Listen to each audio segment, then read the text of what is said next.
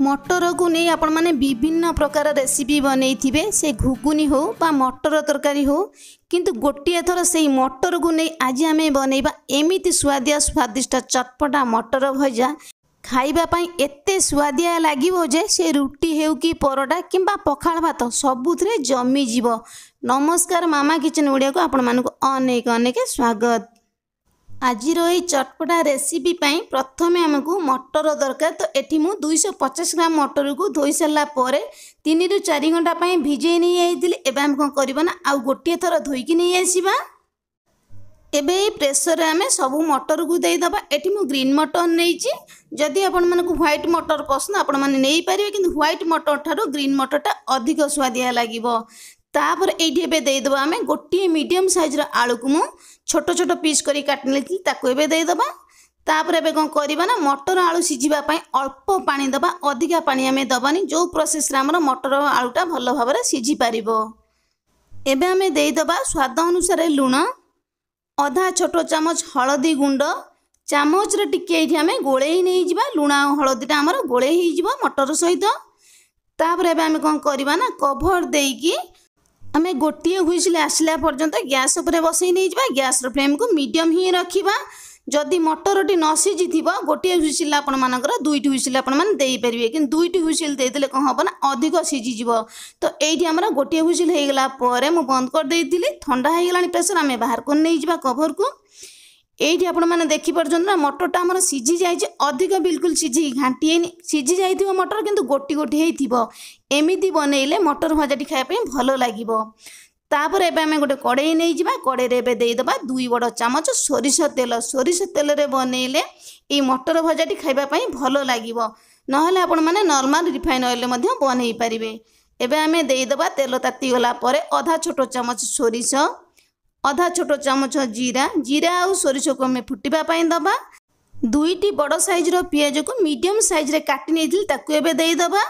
तापर एबे आमे देई दबा 2टी सुखिला लंका, अल्प किछि देई दबा भृषंग पत्र। भृषंग पत्र रो बास्नाटा बहुत बढ़िया आसीबो। निहाती भाबरे जदि थिबो तो देबे।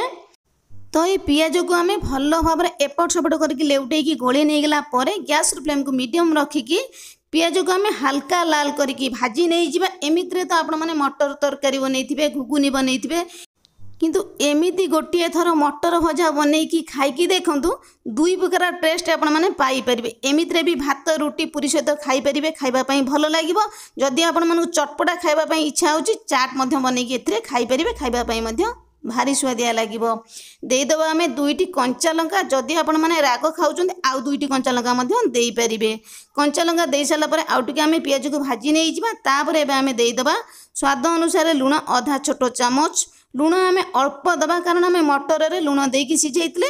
तापर देई दबा आमे आधा छोट चामच हळदी गुंड। आउ 2 मिनिट आमे भाजी नै जिबा। हळदी गुंडर कंचा स्मेलटा पळेई जिवो। तापर एबे आमे देई दबा 2टी बड़ साइज रो टमाटो को मु काटि नेइथली एठी एबे देई दबा।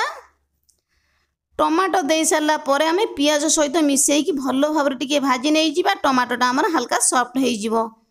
ए रेसिपीटा को बनेबा जेतिकी सहज खाइबा पई मध्य सेतिकी स्वादिया लागिबो। एकदम सहज रे बनिबो। समस्त प्राय को बनेकी खाई परिबे। एथिरे हमको अदा रसुन पेस्ट दरकार नहीं कि अदा रसुन छेचा हमको दरकार नहीं। कौन से गरम मसला मध्य एथिरे आपण माने पकेबेनी, पकेले भलो लागिबोनी। एठी हमर टमाटोटा सॉफ्ट हेई आसलानी। एबे आमे देई दबा गोटे बड़ चामच लंका गुंड। मा आपण माने जदि अधिक राग खाउनांदी आधा छोट चामच लंका गुंड मध्य देई परिबे। लंका गुंड देई सारला परे आमे पियाज टमाटो सहित भलो भाबरे मिसेकी गोळेई नै जिबा। लंका गुंडर कंचा स्मेलटा पळेई जिवो। तापर जो सिझेकी आमे रखथिले मटर आलू को एका संगे आमे देई दबा मटर पानी सहित। मटर पानी की बिल्कुल आमे स्किप करबानी। स्किप कले कोन हबो ना मटर भजाटी खाय पई भलो लागिबोनी। तेणु करी मु कहितली मटर जेतिकी हमर सिझिबो सेही अनुसार आपण माने पानी देबे। अधिक पानी देकी मटर को आमे छांकी के एमती भजा बनेले भलो लागिबोनी।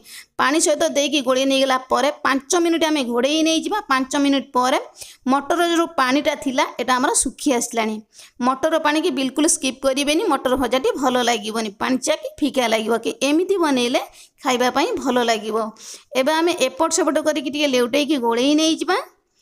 এইଠି आपण माने देखि पारुथिबे आलू मटर तो सिझी जाइछि किंतु गोटी गोटी होछि बिल्कुल घांटी हेइनि एई भलिया ही मटर आलू सिझिबा हमर दरकार। तो एइठी हमर मटर आलू भल भाबरे सिझी आसलानी आमे गैस रो फ्लेम को ऑफ करके 5 मिनिट छाडी दबा।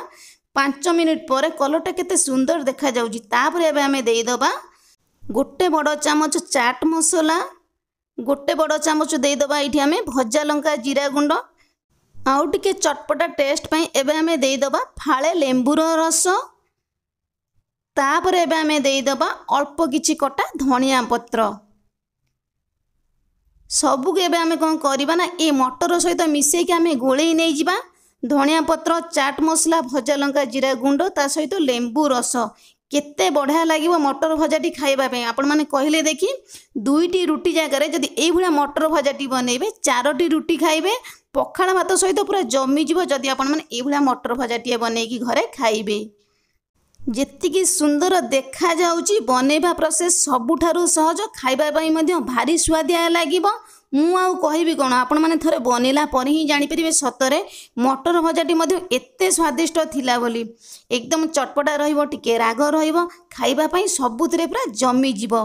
तो एइठी एबे हमर रेडी ही एछि गरमा गरम चटपटा स्वादिष्ट सुआदिया मटर भजा।